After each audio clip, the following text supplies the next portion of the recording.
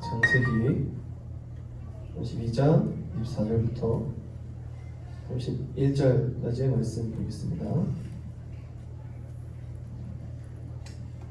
자, 찾으셨죠? 창세기 32장 24절부터 31절까지의 말씀 한 절씩 읽도록 하겠습니다. 야곱이 홀로 남았더니 어떤 사람이 날이 새도록 야곱과 씨름하다가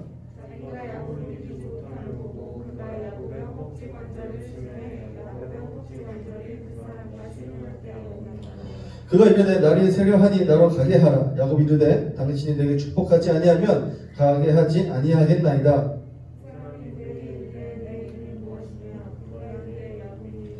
그가 이르되 내 이름을 다시 야곱이라 부르지 아니할 것이요 이스라엘이라 부를 것이니 내가 하나님과 및 사람들과 겨루어 이겼음이니라.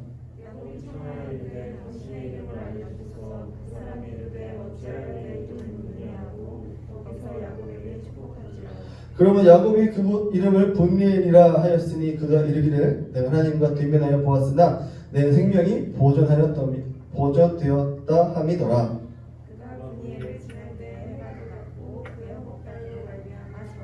아멘. 네, 감사합니다. 비가 세차게 오는 상황 가운데에서도 예배를 잘 지켜주신 여러분들 감사합니다. 오늘은 이제 야곱의 이야기를 말씀드리려고 합니다. 저번 주에 아브라함에 대해서 이야기를 나눴어요. 아브라함의 말씀 혹시 기억나실지 모르겠지만 잠깐 얘기하자면 아브라함은 하나님에 대해서 명확하게 몰랐어요. 그렇죠? 근데 우리도 마찬가지예요. 우리도 하나님에 대해서 명확하게 모르는 상태입니다. 그런데 그 명확하게 모르던 아브라함이 하나님을 어떻게 알게 되었느냐? 어떻게 알게 되었어요? 하나님께서 주시는 그 계시의 말씀 가운데 순종하며 나아가기 시작할 때 하나님이 무엇을 좋아하시는지 무엇을 싫어하시는지 내가 어떻게 행동하시는지를 알기 시작했다라는 것입니다. 그 하나님에 대해서 아브라함이 글이 아니라 말로 누구에게 설명해 주셨습니까? 설명해 주었어요? 그 가족들에게 이야기해 주었다라는 것입니다. 그래서 그 아브라함의 가족들이 누굴 알게 되었습니까? 하나님을 알게 되었다라는 것입니다. 우리도 마찬가지다라는 것이에요. 우리가 하나님에 대해서 듣기는 많이 들었어요. 그렇죠? 근데 그 하나님을 우리가 정확하게 더 깊이 알기 위해서는 어떻게 해야 된다라는 것입니까? 계시된 그 말씀 가운데 여러분들에게 주시는 그 하나님의 말씀 가운데 순종하기 시작하며 살아갈 때에 하나님을 더 깊이 알아갈 수 있다. 그래서 그 하나님을 깊이 알음을 통해서 누굴 닮아가요? 하나님을 닮아가고 하나님을 닮아감으로써 우리의 내면이 강건해질 수 있다. 우리의 내면이 깊은 사람이 될 수 있다라고 말씀을 드렸습니다. 자, 오늘은 야곱에 대해서 이야기를 할 거예요. 야곱은 누구일까요? 진수 형이 야곱은 누구의 손자일까요? 모르겠습니까? 재영님 혹시 알고 있어요? 누구의 손자일까요? 모르겠어요. 알아요? 몰라요? 부장님 누구의 손자죠? 야곱은? 맞습니다. 야곱은 아브라함의 네, 야곱은 아브라함의 손자입니다. 그러면 야곱의 아들은? 이삭. 맞아요. 네. 아브라함, 이삭, 야곱. 근데 오늘 이삭 말고 야곱의 이야기를 좀 해보려고 해요. 그래서 야곱의 전체 그 삶을 통하여서 우리에게 주시는 그 메시지가 무엇인지 좀 알았으면 좋겠습니다. 여러분, 야곱의 형이 있었어요. 어려우니까 야곱의 형은 에서라고 해요. 야곱의 형은 에서고 쌍둥이에요. 쌍둥이 형인데 에서는 몸이 붉다라고 해서 에서라는 뜻을 가졌고 야곱은 형이 뒤꿈치를 잡고 태어났죠. 그래서 뒤꿈치를 잡은 자 또는 속이는 자라고 해서 이름을 야곱이라고 지었습니다. 이 두 형제가 있었는데 첫째가 장자잖아요. 그래서 에서는 당연히 자기가 장자가 될 것이다 라고 생각했고 그리고 에서는 굉장히 남성적인 특징을 갖고 자라났습니다. 사냥꾼이었고 그리고 굉장히 남성 터프한 사람이었습니다. 그에 반해 야곱은 그렇지 않았어요. 야곱은 이제 어머니와 같이 이제 살면서 이제 가정을 돌보는 일들을 해왔습니다. 그런데 야곱이 형 에서를 보는데 부족한 점이 보이는 거예요. 뭐가 부족하냐면 이 장자로서 부족해 보이는 거예요. 그때 당시 장자다라고 하면 이제 집안의 제일 어른이 되는 건데 이 단순히 집안의 어른이 된다라는 것은 그 아버지의 유산을 그대로 물려받는 것만을 의미하는 것이 아니었습니다. 아브라함이 하나님과 소통하면서 하나님의 뜻을 가족들에게 전했고 이삭 또한 하나님과 소통하면서 하나님의 뜻을 가족들에게 전했던 것처럼 그 집안의 가장 큰 어른, 장자는 어떻게 해야 되냐? 하나님과 소통할 줄 알아야 돼요. 하나님과 친밀해야 되고 하나님의 뜻을 가족들에게 전할 수 있어야 합니다. 두 번째로 그 장자가 해야 될 일은 무엇이냐면 그 가족 구성원 중에 그 혈연으로 맺어진 가족들뿐만 아니라 그때 당시 가족이다라고 하면 이제 수많은 그 노비들과 노예들 그리고 여러 친인척들까지도 포함되는 그런 대그룹을 이야기하는데 그 대그룹 가운데 소외되고 어렵고 힘든 사람들이 있어요. 그 가족들을 어떻게 해야 돼요? 챙기는 일들을 이제 장자가 해야 되는 것입니다. 집안의 어른들은 그 모든 토지를 소유하고 가족들을 먹여 살리는 일도 해야 되지만 하나님의 뜻을, 신의 뜻을 전하기도 해야 되고 힘들고 어려운 사람들도 돌봐야 되는 일들을 해야 되는 것이죠. 그런데 야곱이 형 에서를 봤을 때 그럴 만한 인물인가? 아닌 것처럼 보였다라는 것입니다. 야곱이 형을 평가했을 때 에서는 들판으로 나가고 산으로 나가고 사냥하러 다닙니다. 그러니까 집안에 있어서 누가 힘들고 어려워하는지 몰랐다라는 것이죠. 그러니까 그런 것을 봤을 때 장자로서 부적합하다. 두 번째로 하나님과 친밀하고 하나님의 뜻을 진득하게 기다릴 줄 아는 사람이어야 되는데 에서는 그런가? 그렇지 못했다라는 것이. 에서는 굉장히 충동적인 사람이었고 자기가 하고 싶은 대로 했던 사람이기 때문에 하나님의 말씀을 정확하게 알 수 없을 것이다 라고 야곱은 생각했던 것 같습니다. 그래서 그 아버지 이삭이 잘 일궈놓은 이 가족을 잘 이끌어가기 위해서는 누가 장자가 돼야 된다? 진성이 누가 장자가 돼야 된다라고 야곱은 생각했을까요? 맞아요. 야곱 자기 자신이 장자가 되어야 된다라고 생각했던 것입니다. 그런데 아무리 생각을 해봐도 아무리 작전을 짜봐도 이 형 에서랑 1대1로 정식으로 이렇게 대결을 해서 장자권을 가져올 수가 없을 것 같다라고 그는 생각했습니다. 왜냐하면 이미 에서는 운동도 잘하고 싸움도 잘하고 사냥을 잘하니까 그 야곱이 따르는 맘만 품으면 에서는 언제든지 야곱을 죽일 수 있는 힘과 능력이 있었던 사람이었던 것이죠. 그러니까 이 야곱이 이제 술수를 쓰는 것입니다. 내가 정면으로 승부해서 형 에서를 이길 수가 없으니까 이제 다른 방법을 써야 되겠다라고 생각해서 했던 방법이 무엇이냐면 어머니와 짜고 움직이는, 어머니와 짜고 아버지를 속이는 방법이었습니다. 이제 이삭이 나이가 많이 들어서 이제 이 집안을 통솔할 수 없는 그런 나이에 이르게 되자 이제 장자권을 누구에게 주려고 하냐면 에서에게 주려고 했어요. 그래서 그날 이제 에서에게 맛있는 음식을 가져와라. 그럼 내가 그 음식을 먹고 너에게 축복해 주겠다라고 이야기를 해줍니다. 그러자 이제 그 이야기를 야곱도 알고 엄마 리브가도 알고 에서도 알았어요. 그래서 이제 리브가랑 야곱이랑 짜고 맛있는 이삭이 좋아하는 맛있는 음식을 대접하고 야곱은 손에 털을 붙이고 이제 이삭에게 찾아가서 이삭에게 뭐라고 이야기하냐면 아버지 저 에서입니다. 야곱이 이렇게 이야기한 것이죠. 저 에서입니다.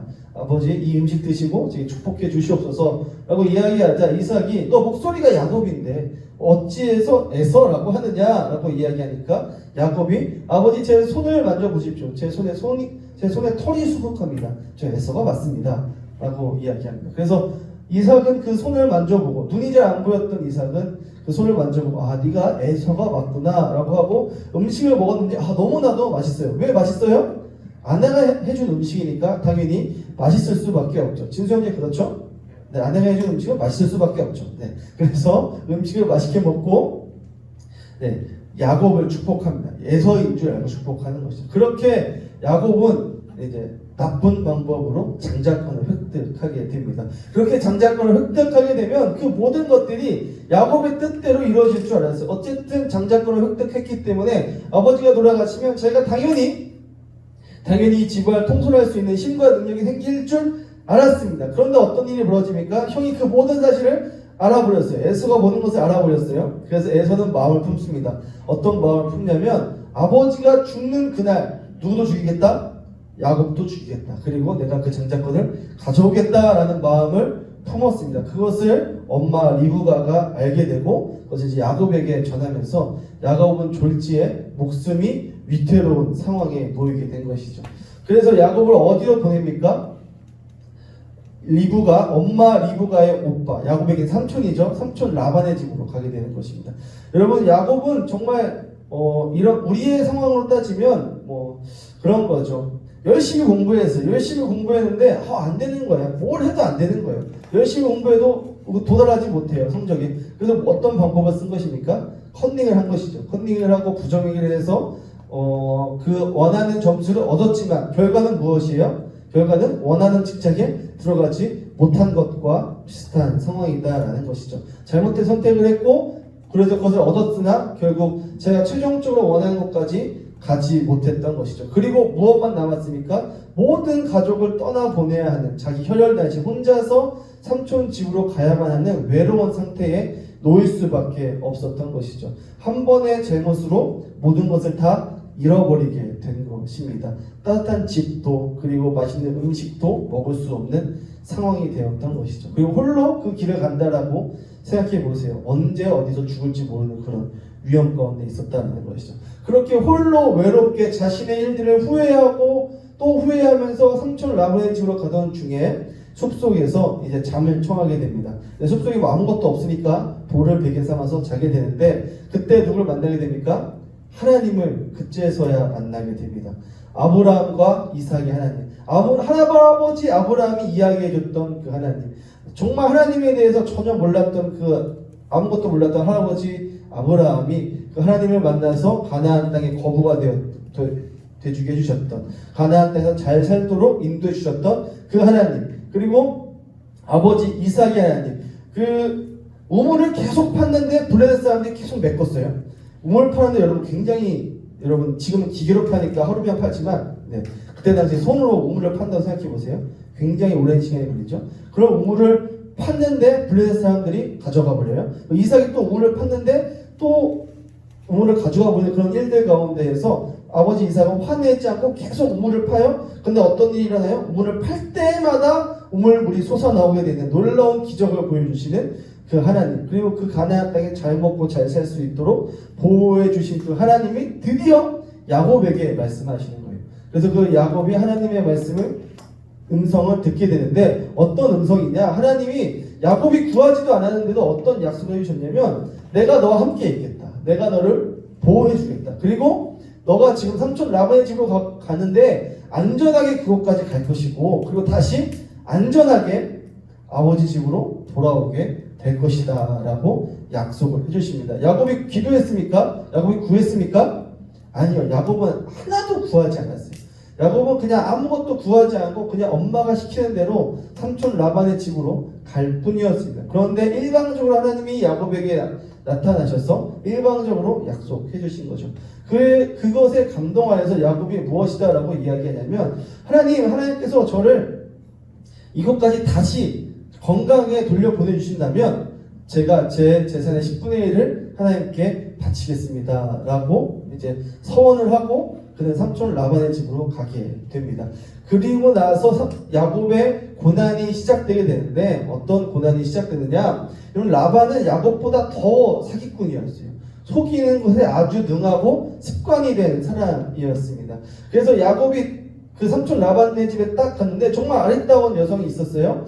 그 삼촌 라반의 둘째 딸 라헬이었습니다. 이 라헬을 너무 사랑했어요. 그래서 이 라헬을 얻기 위해서 7년간 열심히 봉사했는데 그 결과가 무엇이었습니까? 삼촌 라반은 그 첫째 딸 레아가 있는데 레아는 눈이 잘 보이지 않았어요.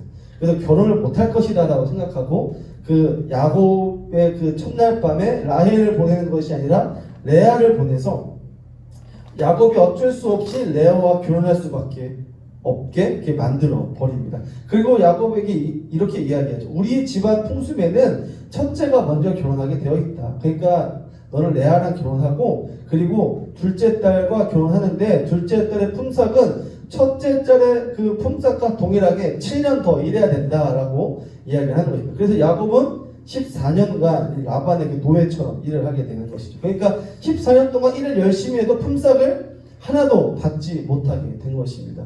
그렇게 열심히 14년 동안 일하고 또 몇 년을 더 일하냐면 6년을 더 일해요. 근데 그 6년을 일하는 동안 이 삼촌 라반이 야곱에게 품삯을 주지 않으려고 몇 번이나 계약을 바꿨냐면 10번이나 계약을 바꿨다라고 이제 야곱이 삼촌 라반에게 토로하는 장면이 나오게 됩니다.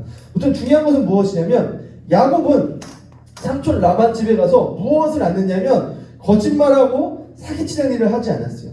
그가 이제 뭐 내용이 기니까 생각하겠지만 삼촌 라반한테 20년 동안 일을 하게 되는데 20년 동안 일을 하면서 내가 단 한 번도 삼촌을 속인 적도 없고 양을 빼돌린 적도 없다라고 삼촌에게 이야기를 합니다. 내가 삼촌이 시키는 것에 대해서 성실하고 열심히 일했지 삼촌을 속인 적이 단 한 번도 없습니다. 그런데 어찌하여 나에게 이렇게 그 어떤 걸 하나 주지 않으려고 저에게 이런 일을 하십니까? 라고 야곱이 삼촌 라반에게 따지는 장면이 나옵니다. 야곱은 그렇게 정직하고 성실하게 일함을 통하여서 그리고 하나님의 도우심을 통하여서 그래도 라반의 그 양떼에서 또 많은 양떼를 가질 수 있도록 하나님께서 축복을 허락해 주십니다. 그렇게 몇 년 일했다고요? 20년 일했습니다. 20년 그 해는 어떤 해였냐면 사랑하는 아내 라헬이 드디어 출산을 한 해예요. 그 첫째 아들이 누구일까요? 11번째 아들이 요셉입니다. 요셉이 태어난 그 해에 이제 야곱은 이제 나는 모든 걸 이루었으니 아버지 땅으로 가야 되겠다라고 해서 짐을 싸들고 아버지께로 돌아가게 됩니다. 여러분 뭐 짧게 이야기했지만 20년이라는 시간이었어요. 그리고 20년이라는 시간 동안 야곱은 굉장히 정직하고 성실하게 생활을 했습니다. 그것이 그가 라반을 존경하고 라반을 따르기 위해서 정직하고 성실하게 생활했던 것일까요? 아니다라는 것이죠. 그가 왜 정직하고 성실하게 살았을까요? 누가 보고 계시고 누가 함께 계시니까? 하나님이 자기와 함께 계신다는 것을 깨달았기 때문에 하나님이 거짓말하는 걸 싫어하시고 도둑질하는 걸 싫어하시고 사기치는 걸 싫어한다라는 것을 그가 깨달았기 때문에 그가 사람들 앞에서 정직하고 성실하게 살아왔습니다. 누구에게 충성한 것입니까? 사람에게 충성한 것이 아니라 하나님께 충성한 것입니다. 몇 년 동안요? 20년 동안 하나님께 철저하게 순종했습니다. 그리고 하나님께서 주신 그 놀라운 축복들을 가지고 이제 다시 어디로요? 아버지가 계신 가나안 땅으로 돌아가는 길이었습니다. 얼마나 기분 좋을까요? 삼촌 라반의 집으로 갔을 때는 뭐 하나 아무것도 없었습니다. 자기 몸뚱아리 하나밖에 없었습니다. 그런데 이제는 아버지께로 다시 돌아가는 길에는 수많은 양떼와 수많은 낙타떼와 그리고 몇 명의 아들? 11명의 아들, 4명의 아들, 엄청난 대가족을 이끌고 아버지께로 이제 가는 것이었죠. 그런데 아버지께로 이렇게 잘 가고 있는 도중에 이제 가나안만 넘으면 이제 아버지를 뵐 수 있는데 그 앞에서 누가 기다리고 있습니까? 누가 기다리고 있었을 것 같아요? 맞아요. 오, 똑똑해요. 형 에서가 기다리고 있었는데 군사 400명을 데리고 기다리고 있었습니다. 제 형제의 앞에서 군사 400명을 딱 데리고 있는 그 에서를 봤을 때 야곱의 마음이 어땠을 것 같아요? 맞아요. 정답이에요. 무서운 마음이 야곱에게 딱 들었습니다.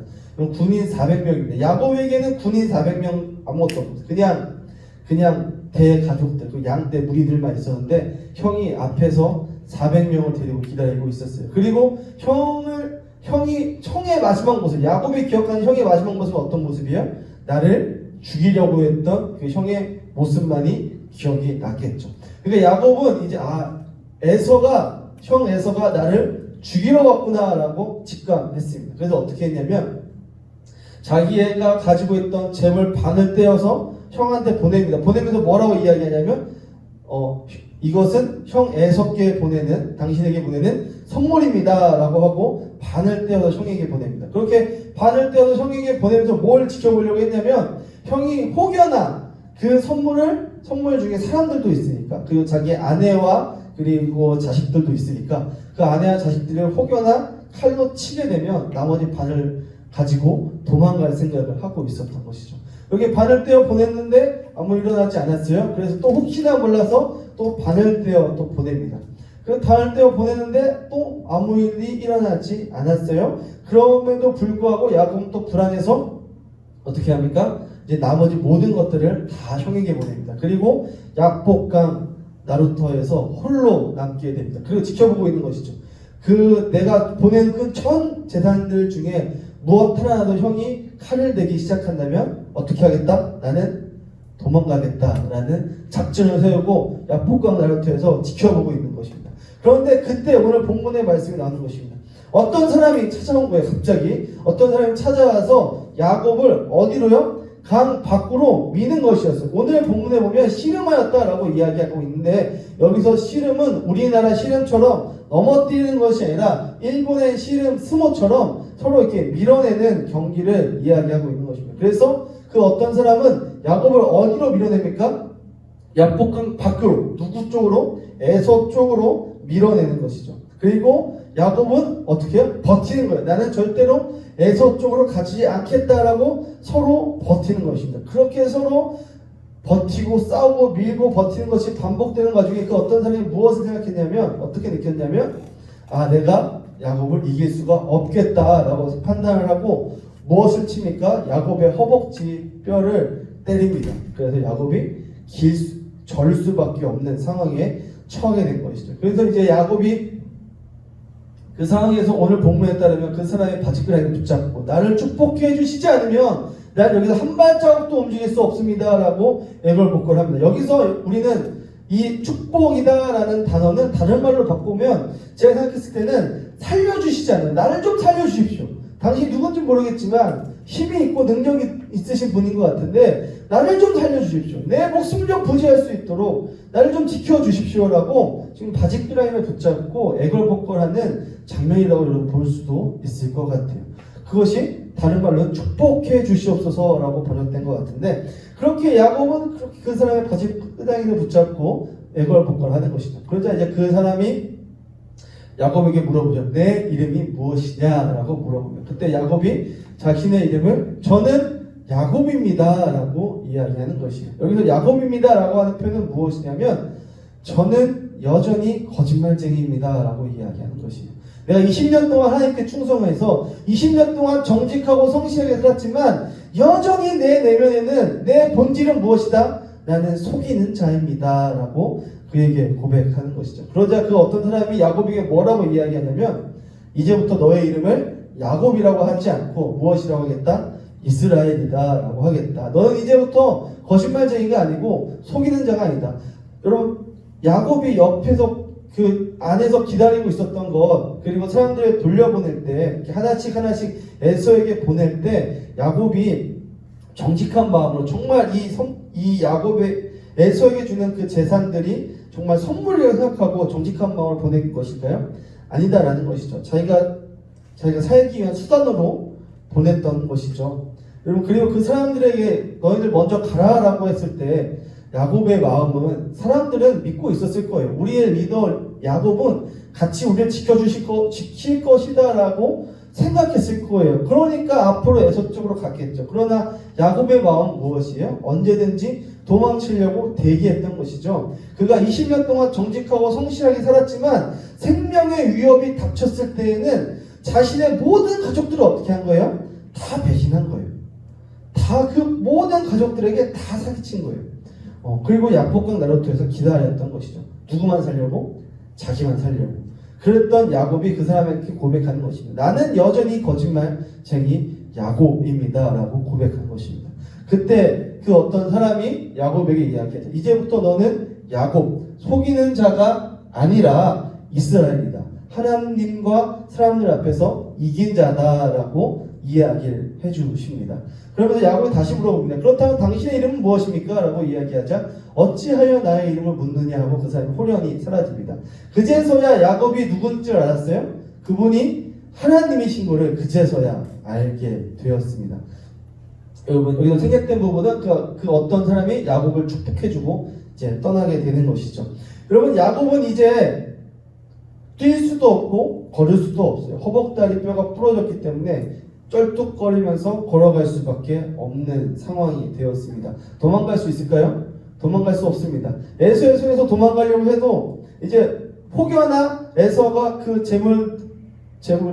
그 재산들을 보냈죠. 그리고 사람들에 대해서 치기 시작할 때에 에서가 야곱이 그 상황을 보니 도망갈 수 있어요? 야곱은 도망갈 수 없어요. 언제든지 잡힐 수밖에 없는 상황이 되었던 것이죠. 그래서 이제 야곱은 하는 수 없이 어디로 갑니까? 에서 쪽으로 걸어가게 됩니다. 터벅이 아니죠. 쩔뚝 에서에게로 걸어가게 되자 여러분 어떤 일이 일어나요? 에서가 갑자기 나와서 무슨 일을 합니까? 야곱을 꼭 끌어안습니다. 그리고 잘 왔다고, 얼마나 많이 고생했냐고 하면서 야곱을 위로해주는 일들이 일어나게 되었던 것이죠. 여러분, 저는 이 말씀을 곰곰이 생각해 보면서 그것이 생각났어요. 하나님이 야곱의 첫 번째 만났을 때 약속해 주셨잖아요. 어떻게 해주시겠다고? 안전하게 돌아올 수 있도록 내가 너를 보호해주고 지켜주겠다라고 약속해 주었어요. 근데 야곱은 그 에서를 보는 순간 그 하나님의 약속이 생각났어요? 생각나지 않았어요? 생각나지 않았던 것 같아요. 믿지 못했던 것 같아요. 생각나지 않았던 것이 아니라 그 하나님의 약속을 믿지 못했던 것 같아요. 오히려 그 형의 그 군사들 때문에 더 위축되고 불안했던 것이죠. 그러니까 믿음을 발휘하지 못하고 형 에서에게로 나아가지 못했던 것 같습니다. 어쩌면 에서가 거기서 군사 400명을 데리고 나와 있었던 것은 어쩌면 에서는 야곱을 마중 나왔던 것이 아닐까. 에서는 야곱을 보호해 주려고 군사 400명을 데리고 야곱을 보호해 주려고 나온 것이 아닌가라고도 생각을 해보게 됩니다. 또는 그 하나님이 야곱을 축복해 줄 때에 야곱이 에서의 마음이 바뀌었는지도 모르겠습니다. 아무튼 야곱은 하나님의 그 약속을 믿고 에서 쪽으로 가야 됐음에도 불구하고 그러지 못했을 때에 여러분 누굴 만나게 돼요? 다시 하나님을 만나게 되고 축복을 받게 됩니다. 여기서 그 축복은 여러분 다른 축복이 아니었던 것 같아요. 믿음을 받게 되는 축복이었던 것 같습니다. 중요한 것은 무엇이냐면 전체적인 위기의 순간에 여러분 우리는 도망가려고 하는 것이 아니라 누굴 찾아야 된다라는 것입니까? 하나님을 찾아야 된다라는 것입니다. 우리가 야곱을 욕할 필요가 없고 어쩜 야곱 그럴 수가 있느냐라고 할 수가 없어요. 왜냐하면 사람이라면 누구나 그렇기 때문입니다. 사람이라면 누구나 그 위기의 순간에 내가 살기 위해서 어떠한 수단과 방법을 찾는 것이 다 사람이다라는 것이죠. 우리도 그 정말 엄청난 위기의 순간에 우리가 마찬가지예요. 여러분 이렇게 교회 열심히 다니시는 분들도 막 죽을 위기에 처하면 하나님께 기도도 하지만 또 어떤 기도도 합니까? 부처님도 찾고 알라도 찾고 그러신 분들이 종종 있다는 거 여러분 들어보셔서 아실 거예요. 사람이라면 누구나 그럴 수 있다라는 것입니다. 그때에 하나님께서 야곱에게 주셨던 축복은 무엇이었냐면 믿음을 가질 수 있는 축복을 주셨다라는 것이에요. 그 위기의 상황과 어려운 상황 가운데에서도 누구를 의지하라라고 하나님께서 축복을 주셨냐면 하나님을 의지하면 된다라는 그 말씀을 야곱에게 주신 것입니다. 그것을 어떻게 알 수 있냐면 이제 야곱의 삶을 통해서 이후 야곱의 삶을 통해서 알 수 있어요. 여러분 이제 야곱은 하나님께 축복을 받았잖아요. 그 사건을 통해서. 그러면 야곱이 앞으로 엄청 승승장구하며 잘 살았을까요? 그랬을까요? 야곱의 삶은 해피엔딩일까요? 물론 엔딩은 해피엔딩이지만 그 해피엔딩으로 가는 그 길이 정말 천하태평하게 갔을까요? 여러분 아니에요. 야곱이 그렇게 형에게서 이제 형과 화해하고 나서 세겜 땅에 머물게 됩니다. 세겜 땅에 머물게 왜 거기서 머물렀는지는 잘 모르겠어요. 근데 세겜 땅에 머물 때 어떤 일이 일어나냐면 그 하나밖에 없는 딸 디나가 그 세겜 왕의 아들 왕자에게 이제 성폭행을 당하는 일이 일어나게 됩니다. 그래서 그 일들을 이제 야곱과 야곱의 11번째 아들들 요셉까지 알게 되고 거기서 분노한 두 아들이 있어요. 두 번째 아들 시므온과 세 번째 아들 레위가 그 일에 대해서 분노합니다. 그래서 그 세겜의 왕자가 디나와 결혼하기 원하니 어떻게 이야기하냐면 당신들이 할례를 하면 쉬운 말로 하면 우리 가족들은 우리 가족의 모든 남자들은 포경 수술을 해야 됩니다. 그러니까 당신들 다 그 세겜 땅에 있는 모든 남자들이 포경 수술을 하면 우리 디나를 당신들에게 결혼시킬 수 있도록 허락하겠습니다라고 이야기하게 되는 것이죠. 그래서 세겜에 있는 모든 사람들이 다 포경 수술을 합니다. 그날 밤 누가 칼을 들고 가냐면 둘째 아들 시므온과 셋째 아들 레위가 찾아가서 그 세겜 땅에 있는 모든 남자들을 다 죽여버립니다. 그래서 그 일로 인해서 졸지에 야곱은 가나안 땅에서 위험 인물로 찍히게 되는 것이죠. 그럼 위기의 상황 가운데 야곱이 어떻게 했을까요? 그 집안에 있는 모든 우상신들 그 삼촌 라반 집에서 거기는 하나님만 섬기는 집안이 아니니까 여러 가지 우상을 섬겼을 거 아니에요? 그 영향을 받아서 그 야곱의 집안에 여러 가지 우상들이 있었는데 그 우상들을 다 태워버리고 다 땅에 묻어버리고 우리 집은 오직 하나님만 섬기겠다라고 선포하고 다시 아버지 집으로 가는 일들을 보여지게 됩니다. 그 절체절명의 위기의 순간 가운데 누굴 찾았습니까?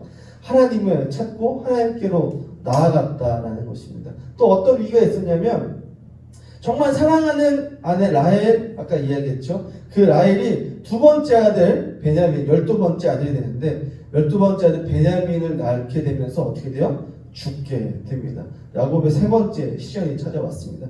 그리고 이 야곱의 인생에서 가장 아픈 일이 있어요. 어떤 일이냐면 그 사랑하는 라헬이 낳은 첫 번째 아들, 그 서열로 따르면 11번째 아들 요셉이 어떻게 되었다라는 소식을 듣습니까? 죽었다라는 소식을 듣게 되는 것입니다.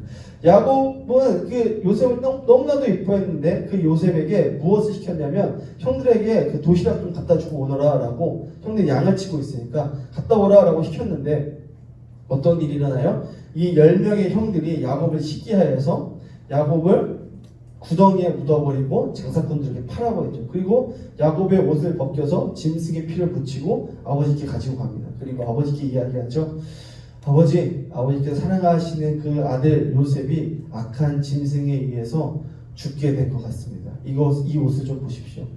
이 요셉의 옷 아닙니까? 라고 야곱에게 가져다 주죠. 여러분, 마음이 어떨까요?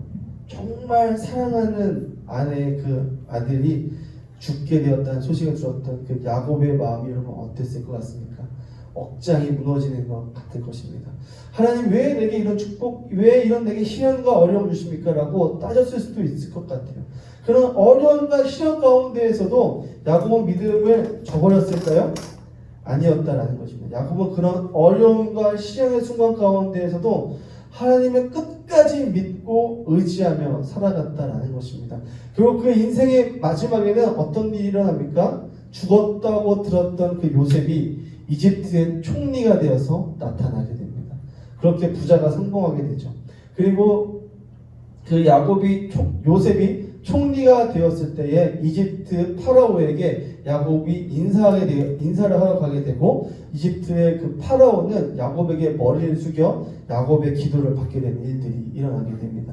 창세기 49장 야곱이 죽게 되는 그 순간에 어떤 일이 일어납니까?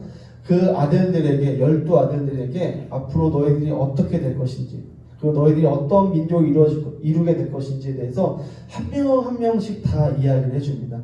여러분, 야곱이 어떻게 이렇게 영적인 능력을 갖게 되었던 것일까요?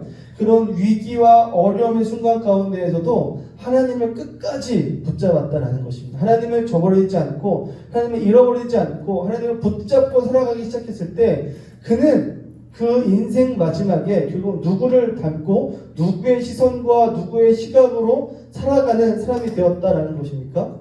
하나님의 시선과 하나님의 시각과 하나님의 성품을 닮은 사람으로 변해 있었다라는 것입니다. 사랑하는 청년 여러분, 오늘 이 야곱의 삶을 통해서 우리에게 주는 메시지는 무엇이냐면, 고통과 어려움의 순간 가운데 우리는 그럼에도 불구하고 하나님을 붙잡고 하나님을 찾는 삶을 살아가야 된다라는 것입니다. 우리가 정직하고 성실하게 살아도 어려움이 찾아올 수 있어요. 우리가 하나님의 뜻대로 열심히 산다고 열심히 살았지만 그럼에도 불구하고 아픔이 찾아올 수 있다라는 것입니다. 특별히 지금 20대, 30대, 40대를 지나가는 이 순간, 우리는 이 시간이 굉장히 폭풍과 같은 시간일 수도 있어요. 가정을 이루었지만 앞으로 가정을 더 어떻게 이끌어 나가야 될지 고민이 있을 수도 있고, 직장에서는 또 내가 어떻게 자리를 잡아야 될지 아직 이룰 게 없는데라고 고민하는 그런 시간 가운데 있다라는 것입니다. 청년의 시간은 그런 폭풍과 같은 시간인 것이죠. 그런 이 어려운 시간 가운데 우리는 누굴 붙잡아야 되느냐? 하나님을 붙잡아야 된다는 것입니다. 그렇게 하나님을 붙잡고 나아가기 시작할 때에 하나님께서 우리에게 축복, 믿음이라는 축복을 허락해 주셔서 그때 하나님을 붙잡는 사람에게는 하나님의 시선과 하나님의 시각과 하나님의 성품을 닮을 수 있는 일들을 우리에게 허락해 주신다는 것입니다.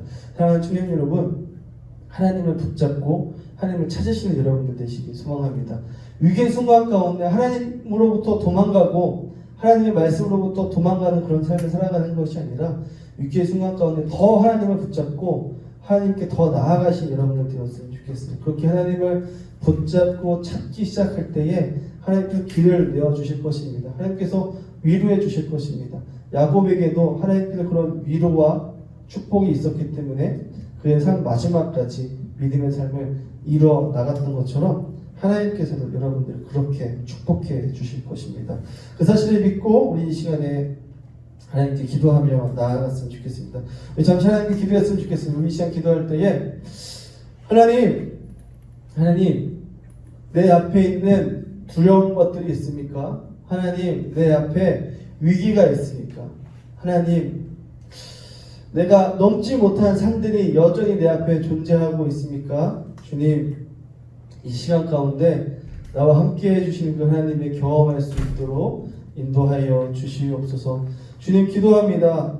주님 나의 삶 가운데 함께하여 주시고 내가 하나님을 잃어버리지 않고 살아갈 수 있는 내 삶이 될 수 있도록 주님 함께하여 주시옵소서. 나와 동행하여 주시옵소서라고 이 시간 하나님께 기도하며 나아가시겠습니다. 기도하시겠습니다.